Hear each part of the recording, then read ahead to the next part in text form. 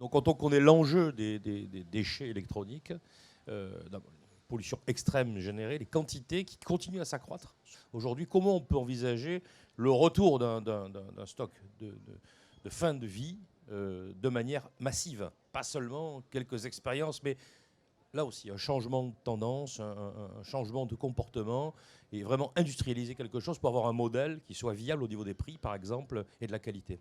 Alors bien sûr, il y a une clé d'entrée importante là-dedans, qui est le prix. Le prix que le client est d'accord et accepte de payer pour avoir un produit même reconditionné.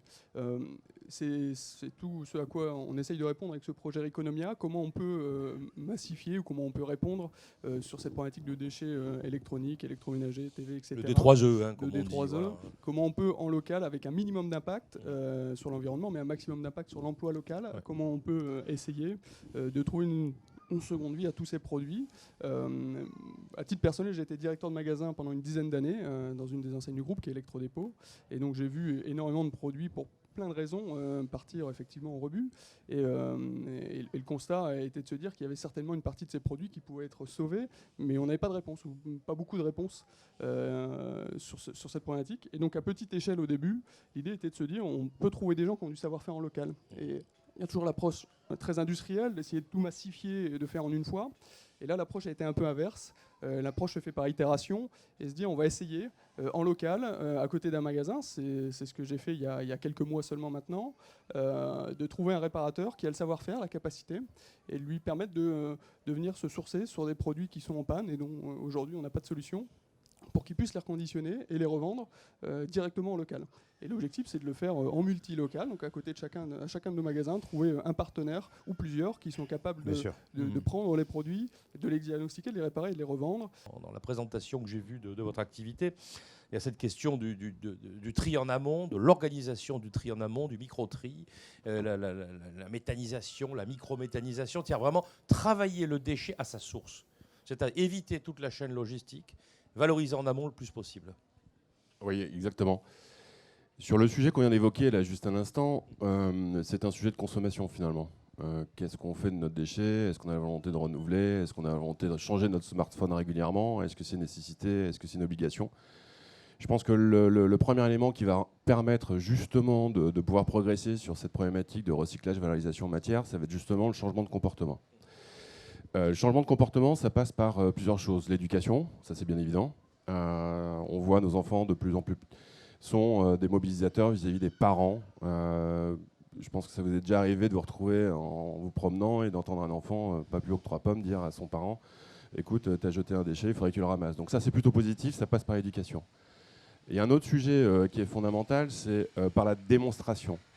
Aujourd'hui, on a une situation, une configuration où parfois, même souvent, il y a une certaine forme de défiance sur l'axe du tri. C'est-à-dire souvent, on peut être interpellé en disant voilà, finalement on trie les déchets, mais est-ce que finalement ces déchets-là, c'est pas un effort à tort, parce que ces déchets vont être de nouveau remélangés pour ensuite finalement. Effectivement. Et on l'entend, et c'est plutôt bien qu'on l'entende parce que en fait, ça nous challenge à proposer des solutions qui vont devoir faire la démonstration que non. Et donc pour cet aspect-là, effectivement, on s'efforce, même si on est un groupe du 440, à avoir une approche de proximité et à développer finalement des filières de proximité. Pourquoi le développement de filières de proximité? C'est très simple. À partir du moment où il y a une proximité, c'est perceptible. C'est quelque chose qui est palpable. C'est-à-dire qu'aujourd'hui, nous avons des clients qui sont des industriels, nous avons des clients qui sont des collectivités locales, des particuliers. Et le meilleur moyen pour expliquer ce que l'on fait, c'est de montrer le résultat. On est sur une réflexion beaucoup plus globale en disant ok, le tri, le recyclage, la valorisation, c'est une bonne chose, mais c'est encore mieux si on est capable de traiter, de valoriser in situ avec des microprocess industriels miniaturisés pour effectivement, encore une fois, faire une démonstration et une efficacité. Dès la source. Voilà. C'est-à-dire dès la source. Et là, c'est pas du greenwashing. C'est-à-dire on voit non, clairement justement, les choses et surtout les volumes, les quantités traitées. C'est important. Quoi. Voilà, ce que vous dites là, ça va être effectivement un outil qui permettra de lutter contre le greenwashing. Aujourd'hui, effectivement, ce que je disais tout à l'heure, c'est la méfiance, est-ce que je fais vraiment du tri? Et puis 2, vous me proposez des solutions techniques, mais finalement, qu'est-ce que c'est ces solutions techniques? Comment je peux les palper? Là, concrètement, il y aura l'énergie produite, de l'électricité, de la chaleur, et il y aura un autre produit qui sera utilisé, qui aura une valeur ajoutée, c'est du compost. Et là, on est vraiment en boucle fermée. On produit l'énergie, on gère du déchet et on limite la logistique. Merci. Ce sont des villes comme Marseille aussi, qui sont des villes complexes, stratifiées, historiques, etc. Comment on remet dedans de l'agricole, pas seulement du vert, pas seulement du végétal, mais de l'agricole, donc de la consommation. Moi, ma volonté, c'est de l'agréger dès le début de la conception du coup, d'un lieu, clairement. Voilà, c'est la réponse très simple que je fais, mais voilà, c'est ça. De pouvoir avoir cette que le promoteur immobilier ou le politique ou toutes les parties prenantes puissent se dire dès le début, je veux intégrer une notion d'autonomie alimentaire sur un lieu, et donc du coup comment je vais l'agréger, avec quel type d'acteur. Voilà. Et donc c'est là où la FOP ou d'autres peuvent rentrer en contact avec des bailleurs sociaux, des promoteurs immobiliers. Votre voisin parlait de la jeunesse, des enfants qui aujourd'hui sont vraiment en demande, influencent leurs parents. On peut parler plus globalement d'éducation, de culture sur ces questions-là aujourd'hui. Vous sentez un changement de comportement sur ces questions pointues mais fort intéressantes? Là, je vais parler de ce que je fais. On a créé l'éco-village, on a mis en production nos premiers légumes en novembre 2017, novembre 2020, pardon. Donc c'est une ferme qui est toute récente, avec la période sanitaire qu'on a connue en plus. Et depuis cette période, on a déjà accueilli à peu près une vingtaine d'écoles, d'universités, de groupes scolaires, de lycées horticoles, de lycées aquacoles, et j'en passe. Et donc on sent qu'il y a une réelle volonté, que ce soit du corps enseignant, que ce soit des étudiants. Parce que je fais aussi en tant qu'agriculteur les marchés. Et là aussi, ce que vous dites, ça se vérifie, puisque j'ai très régulièrement des gens qui veulent m'acheter des plants de légumes, puisqu'on produit des variétés de légumes un peu originales. Et donc en fait, ils essayent de faire de la permaculture à leur niveau, et donc, que ce soit des adultes, des jeunes adultes, et même des enfants. Quand je parle aux jeunes enfants, je pense juste à ça, mais quand à un moment donné, je leur ai dit, mais qu'est-ce que mangent les coccinelles, et eux, les enfants spontanément, ils ont levé la main, des pucerons verts, quoi.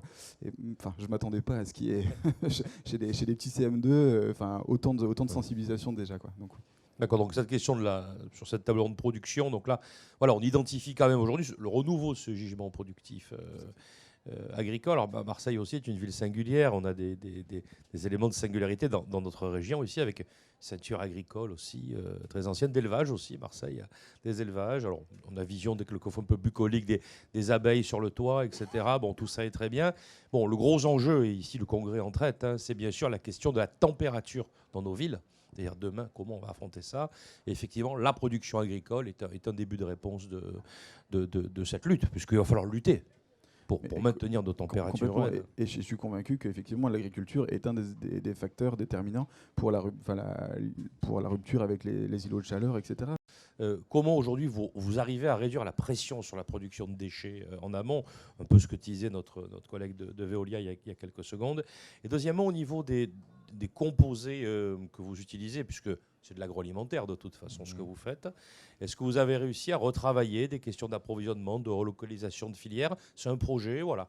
Alors en fait, nous on est industriels, effectivement, et notre but c'est petit à petit de réduire notre empreinte sur l'environnement, de l'améliorer. Alors en production, ça passe par l'optimisation de tous les process. Au niveau du groupe, alors ce qui est intéressant quand on est un groupe international, c'est qu'on peut benchmarker, on peut s'échanger bonnes pratiques et essayer d'avoir des objectifs. Je rappelle juste qu'en France, Pernod Ricard France, ça fait 20 ans qu'on s'était engagé dans des certifications. L'ISO 14001, on a été certifié depuis 2001. Donc déjà à l'époque, on avait identifié les impacts, puisque l'ISO 14001 vous demande d'identifier vos impacts et d'essayer de les réduire petit à petit. Ce qui est intéressant, c'est que c'est des démarches qui sont basées sur la route d'Hemming, l'amélioration continue. Donc c'est l'objectif qu'on se fixe. Donc au niveau du groupe, on fonctionne par décades. Donc on a eu ce qu'on appelle une roadmap environnement groupe 2010-2020, et là on est sur 2020-2030. Entre 2010 et 2020, on a pratiquement divisé par deux nos impacts, nos consommations. Alors ça dépend, eau, électricité, mais enfin on a déjà fait un gros travail. Et là, l'idée entre 2020, à 2030, l'idée c'est de diviser par deux nos impacts sur ce qu'on appelle le scope 3. Donc le scope 3 pour nous c'est le plus gros, puisque nos activités de transformation, en fait, le scope 1 et 2, ça pèse moins de 10% de notre empreinte. Ce qui pèse lourd, c'est l'amont. Et faut prendre conscience du challenge. Diviser par deux l'impact du scope 3, ça veut dire par exemple avec nos verriers, puisque nous, nos conditionnements, c'est essentiellement du verre, trouver le moyen qu'une bouteille de verre fabriquée en 2030 impacte 2 fois moins l'environnement qu'aujourd'hui. Alors comment on fait ça? Par exemple en l'allégeant. Moi en ce moment, par exemple, il y a un produit que peut-être certains de vous connaissent qui s'appelle Lillet. C'est un apéritif à base de vin qui est fabriqué dans la région de Bordeaux. Très, très connu. La bouteille de Lillet que vous pouvez acheter aujourd'hui en supermarché, elle pèse 600 grammes. Dans 3 mois, elle pèsera 485 grammes. Et Alors, vous pour verrez quelle pas raison? la différence. Moins de matière ou des matières différentes? Alors là, pour le coup, c'est vraiment l'optimisation du process avec les verriers. Voilà. Les verriers travaillent de mieux en mieux. Eux-mêmes travaillent. On avait une réunion avec notre verrier principal. Donc ça veut dire il y a 3 jours. qu'il y a un progrès technique qui est dans toutes les filières industrielles aujourd'hui, parce qu'il y a une pression très importante environnementale. Un nouveau progrès technique se génère, c'est bien ça? Oui, alors je parlais de la route d'Hemming tout à l'heure, encore une fois, c'est pas nouveau et c'est de l'amélioration continue. Donc je pense que le grand soir, il n'existe pas, c'est uniquement une suite de petits pas. Mais ce qui est sûr, c'est qu'on a besoin de travailler tous ensemble. Et l'exemple du verre, il est bien parce que, grosso modo, nos verriers nous disent, nous on pense qu'à court moyen terme, c'est-à-dire dans la décade qui vient, on peut être capable de réduire de 25% nos impacts. La marque comme avant, juste un petit mot peut-être sur la gamme, sur le positionnement, c'est intéressant aussi. Donc en fait, on n'a qu'un seul savon, qu'un seul shampoing, qu'une seule crème, qu'un seul déo. Et on essaie de rendre le plus universel possible, voilà, que ça convienne à tout le monde. Après, ce n'est pas le produit parfait, mais en tout cas, ça pourrait marcher sur tout le monde. Et puis après, du coup, on a abordé d'autres aspects, notamment le textile. Du coup, on fait des vêtements, on fait des accessoires pour la cosmétique, bien entendu, mais en gros, on a commencé à faire des trucs qu'on avait besoin pour d'abord la cosmétique. Après, on s'est dit, en fait, on n'a qu'à réussir à produire notre propre t-shirt avec des matières. Et donc, on fabrique tout aussi au Penny Mirabeau. Donc, on n'externalise pas. Et après, on a pris ces deux pôles-là, avec le textile et la cosmétique, et le peu de déchets qu'on générait, parce que du coup, quand on fabrique, il y a souvent des petits morceaux qui restent, qu'on ne sait pas quoi faire. Alors, il y a des trucs qu'on arrive à refaire. Par exemple, on refait fondre des crèmes. Ça, on arrive à refaire du produit. Mais après, par exemple, il y a des trucs qui ne marchent pas. Par exemple, de la crème solaire. C'est trop spécifique. Donc, le produit, une fois qu'il est fini, en fait, on ne peut pas l'utiliser. Il y a plein de produits comme ça qu'on ne peut pas faire. Du savon, on ne peut pas le refondre, etc. Parce que c'est une technique, qu'on appelle saponification à froid. Et en fait, on a pris, on prend tout ça et on s'est dit, qu'est-ce qu'on va en faire? Et on avait comme projet de faire un restaurant d'entreprise. Et du coup, comment on peut amener des matières dans notre restaurant, notamment les légumes ou des fruits. Et si, en fait, le textile, on va s'en servir comme paillage pour faire un terrain en permaculture. Les déchets de notre cosmétique, puisqu'on sait qu'ils sont clean, en fait, on peut peut-être s'en servir en compost. Et donc, en fait, on a commencé à travailler là-dessus. Et en fait, on a fait un circuit où nos salariés mangent les fruits et légumes de notre terrain en perma. Ils fabriquent des produits. Les produits, s'ils génèrent des déchets, on les remet sur notre terrain en perma, et ainsi de suite. Et voilà. Et donc le but, en fait, c'est chaque fois qu'on sort un vous illustrez produit, parfaitement le concept d'entreprise holistique. C'est-à-dire qu'en fait, elle réinternalise tous ces extrants. Ouais, alors après, il y a le truc, c'est le carton. maximum Du coup, le carton, ça, on en consomme pas mal pour nos produits, pour les vendre, bien entendu. Et puis après, il y a quand le fournisseur nous envoie les matières. Donc ça fait partie aussi des grosses batailles. On a dégagé pas mal de fournisseurs qui tout était parfait, hein. La traçabilité, le dialogue, les prix, tout convenait. On reçoit la matière, on dit non, on la refuse. Le fournisseur, mais pourquoi?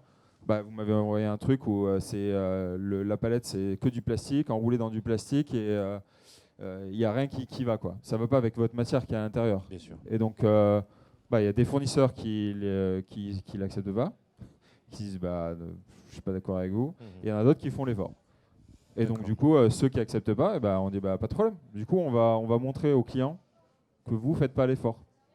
Et c'est là où du coup toute la partie communauté rentre en jeu. C'est-à-dire qu'on essaie de montrer le maximum de choses avec la transparence, toute la transparence possible sur la fabrication, sur nos matières, sur nos réussites et nos échecs. Et donc ça en fait partie. Quand on valide une matière, qu'on la reçoit et que c'est pas bien emballé, ou en tout cas c'est tout pourri, du coup on va le montrer à la communauté, et le fournisseur à la fin finit par faire l'effort. Alors on va revenir sur la mobilité, sur la production des objets de mobilité aujourd'hui. Alors, nos villes ont changé en moins de 10 ans de ce point de vue-là. Alors les villes ont changé, mais si on parle de ce que j'entends, il y a plusieurs aspects dans l'industrie que je représente. C'est d'abord il y a la production d'engins de mobilité, donc n'importe quel engin de mobilité a besoin d'être produit, et il y a un enjeu de localisation de cette production.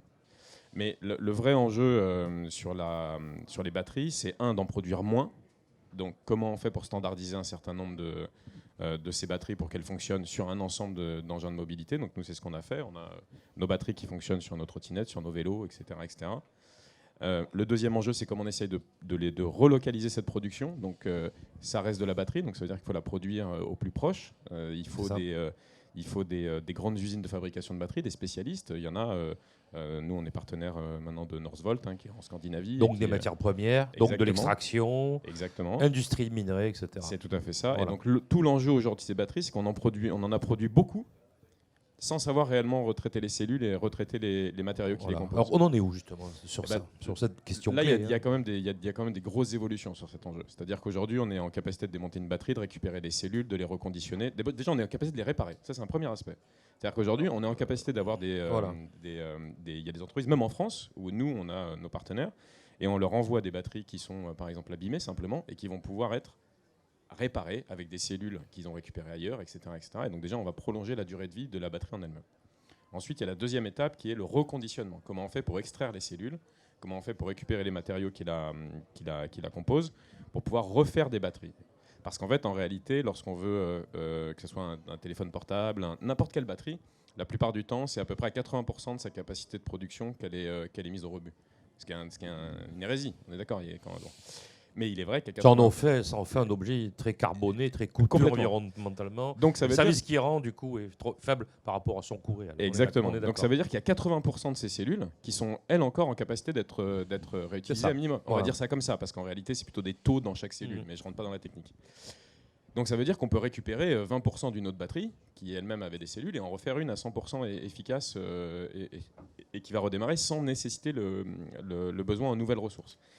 Et puis après, il y a la dernière étape qui est, le cas échéant, comment on le reconditionne, soit pour d'autres aspects. Par exemple, nous, on est de partenariat avec Nunam qui va produire des énormes générateurs à partir de nos cellules qui vont être envoyés dans des villages en Inde qui ont des coupures électriques et qui vont faire en gros des buffers d'alimentation électrique. Donc il y a aussi toutes les filiales de comment on va arriver à constituer cette ressource comme étant un nouvel enjeu dans la transformation de certains modes de vie. Et puis le dernier, c'est le recyclage. Et le recyclage, les taux de recyclage des terres rares étaient très très faibles. Aujourd'hui, avec nous en France, on travaille avec Screlec, qui est le spécialiste de ce domaine-là. On est autour de près de 60% simplement des terres rares qu'on peut recycler. D'accord, d'une batterie en général d'ailleurs, c'est à peu près 60% seulement. Donc quand on est vraiment dans la phase de recyclage. Et là, on est dans la deuxième phase industrielle où, dans 2021, donc fin 2021, début 2022, on va être à 91%.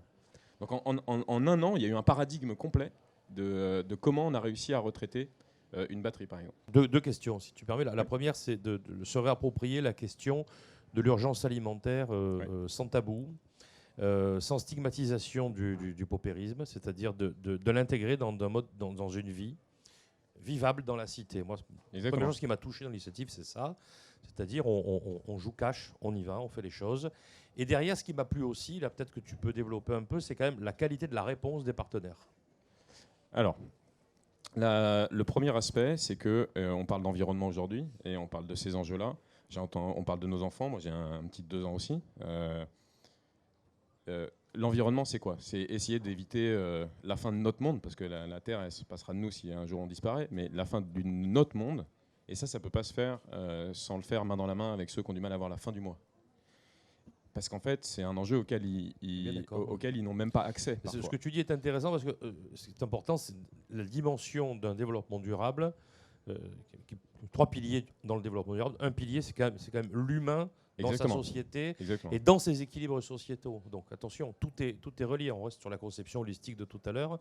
Mais effectivement, on doit aussi accepter l'idée qu'on est dans une société de friction qui génère de la pauvreté, mais qui génère aussi des taux d'hyper-précarité beaucoup plus importants qu'il y a quelques années. Oui, ça c'est vrai.